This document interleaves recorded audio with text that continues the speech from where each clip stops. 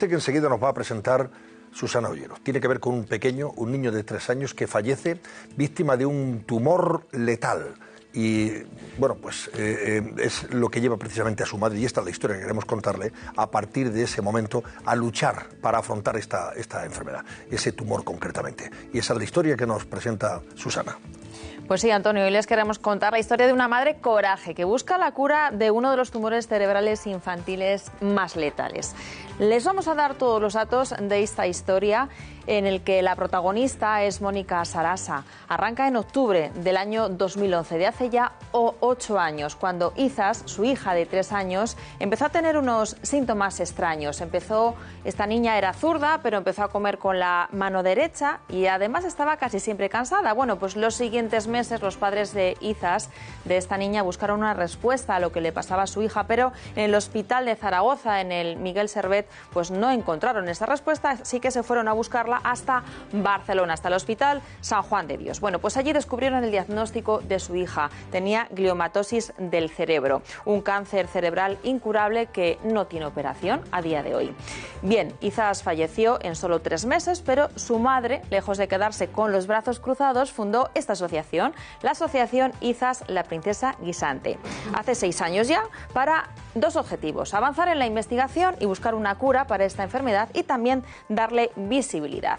Así que desde que las familias afectadas se han ido uniendo en esta asociación, han tenido diferentes logros, como por ejemplo, han llegado a definir la enfermedad, no tenía definición. Han elaborado también una guía de cuidados para que las familias sepan también cómo hacerlo. Han analizado 50 muestras de tejido y han organizado ya 3 congresos. El último, el pasado mes de septiembre, un congreso internacional en Barcelona que ha reunido a los 30 mejores expertos en todo el mundo en cuanto a tumores cerebrales infantiles. Antonio.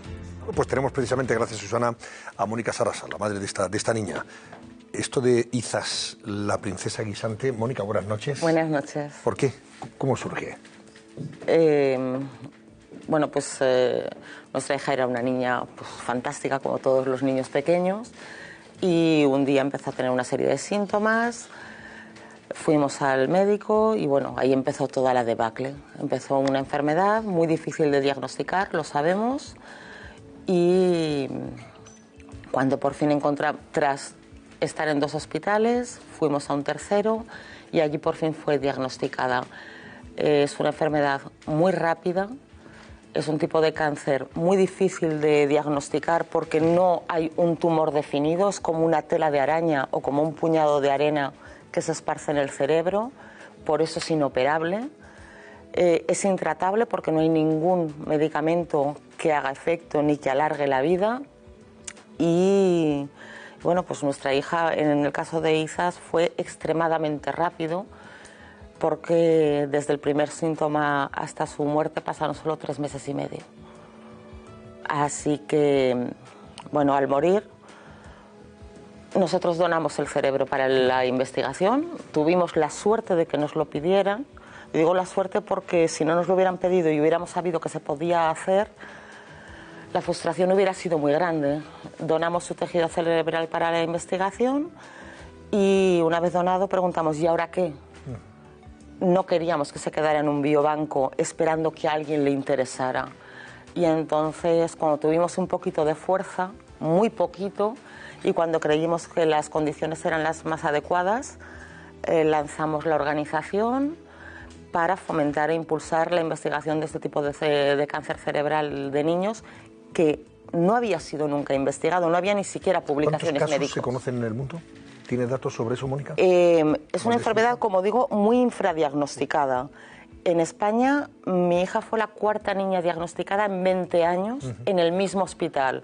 Eso ya dice bastante. Cuando nosotros buscamos la información no había, pero tampoco encontramos familias para que nos dieran arrojaran algo de luz o de claridad o de camino. Hoy estamos más de 60 familias en todo el mundo, de Estados Unidos, Dinamarca, España, Italia, bueno, Israel, de todo el mundo, y lamentablemente prácticamente todos nuestros hijos han muerto. ¿Y qué habéis conseguido descubrir todas estas familias en todos estos años de investigación que habéis?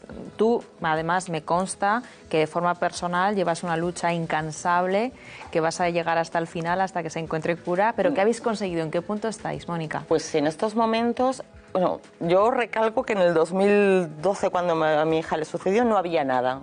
Y que todo empezó en el 2013, cuando, como bien has dicho, no había siquiera una definición. Y en este último congreso tenemos más de 50 muestras analizadas. Diciéndolo fácilmente, digamos que es como conocer al enemigo, ver cuáles son las mutaciones y de esas mutaciones ver en qué porcentaje se puede hacer algo, porque cada gliomatosis también es distinta. Entonces necesitábamos primero conocer al enemigo para ver si hay armas. De momento se están analizando y se quiere ampliar. Creemos que vamos a llegar este año a las 100 muestras analizadas. Y por otro lado, con el tejido vivo cerebral se quiere hacer líneas celulares para implantarlas en animales y ver realmente cómo está creciendo, qué es lo que está pasando y empezar a probar algún tratamiento, inmunoterapia, algún tipo de quimio, lo que sea. Necesitamos empezar a probar para fracasar y aprender de ese fracaso para avanzar. ¿Pero por qué se sabe tan poco? ¿Es un cáncer que es de reciente aparición? ¿Por qué no se sabe ya antes porque se tenía información? Es que prácticamente todos nuestros niños han sido mal diagnosticados, todos con algún tipo de encefalopatía, porque cuando hablamos de cáncer todo el mundo piensa en la bolita más o menos grande. Era un tumor. Exactamente, y lo inicial, que claro, puede expandirse o no, pero eso es. Y cuando se encuentran con la resonancia, lo que ven es una inflamación del cerebro, porque como he dicho son muchas células haciendo mucho daño. Ya no es hasta el final, cuando hay tantas células cancerosas, que hay un efecto masa, ni siquiera hay una masa definida. Mónica, dos cosas. ¿Es una enfermedad que desgraciadamente solo afecta a los pequeños? No, también afecta a los adultos. Lo que pasa es que cuando hablamos de cáncer, el origen es diferente. El cáncer de los adultos es un cáncer de la edad.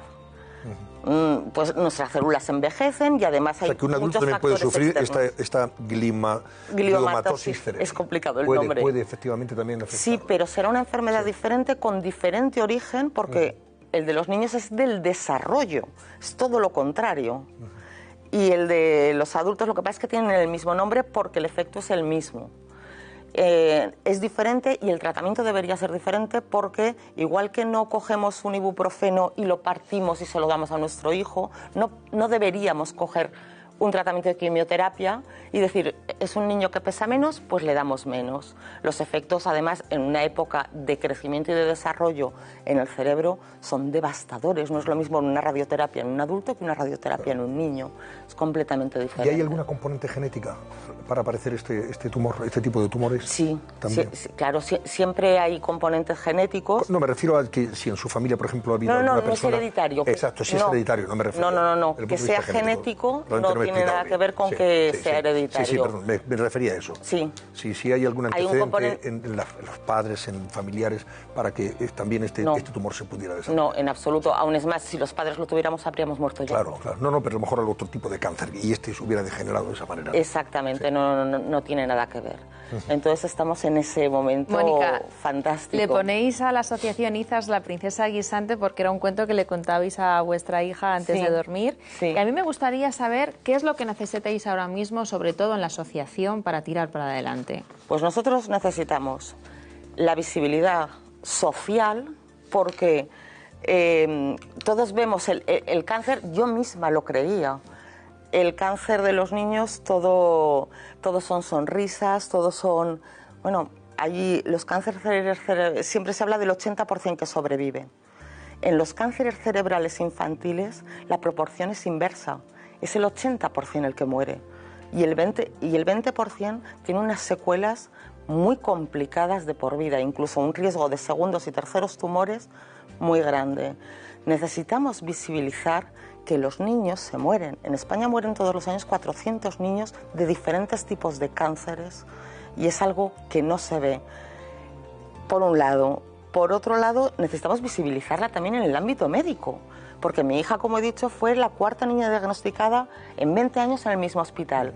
Desde que nosotros empezamos, acompañados de los médicos y acompañados del grupo de neurooncología europeo, que están trabajando muy fuerte y muy duro y lo están difundiendo, en estos últimos 4 años se han diagnosticado, que nosotros conozcamos, todos los niños, todas las familias no tienen por qué acudir a la asociación, 4 niños en diferentes hospitales.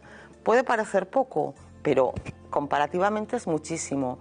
Y con todos estos logros que hemos conseguido en el Congreso, hemos creado una beca internacional de 300.000 euros en 3 años. Así que, ¿qué es lo que podemos necesitar? Beca de investigación. Una beca de investigación que nosotros somos muy colaborativos, trabajamos médicos, investigadores, familias y asociaciones todos juntos. Nuestro congreso es todos juntos y todos sumamos y todos aportamos, porque nadie sabe más de la enfermedad de nuestros hijos que los padres. No sabemos de tratamientos, no sabemos de genética, aunque aprendemos rápido, pero de los síntomas nadie sabe tanto, nadie está 24 horas con nuestros niños. Y tenemos la suerte de que esta comunidad científica que hemos conseguido atraer nos escucha y nos demanda. Así que hemos creado una beca que es muy importante porque tiene que ser colaborativa, tiene que ser de mínimo 2 países diferentes, y de cuantos más hospitales mejor, y eso se premiará. 300.000 euros en 3 años, pues ¿qué podemos necesitar? Financiación, porque la financiación pública no va a llegar. Podemos quejarnos todo lo que queramos. Lo que hay que hacer es hacer. Entonces nosotros contamos con las financiaciones privadas, con ese pequeño donante que aporta 10 euros al mes, y con esa empresa que aporta 10.000 al año, y necesitamos cualquier ayuda, desde la más pequeña a la más grande. Pues es muy fácil, porque con poner en internet Izas, la princesa guisante, aparece vuestra página web y ahí está toda la información. Mónica Sarasa, pues le deseamos lo mejor. Muchísimas que pronto gracias. podamos tener resultados muy esperanzadores, que es lo importante. Muchísimas gracias. Nosotros sabemos que lo conseguiremos. No sabemos Por supuesto cuándo, que sí. pero seguro. Hay entusiasmo, hay ilusión y hay también mucha fe, que eso es lo más importante. Gracias. Suerte.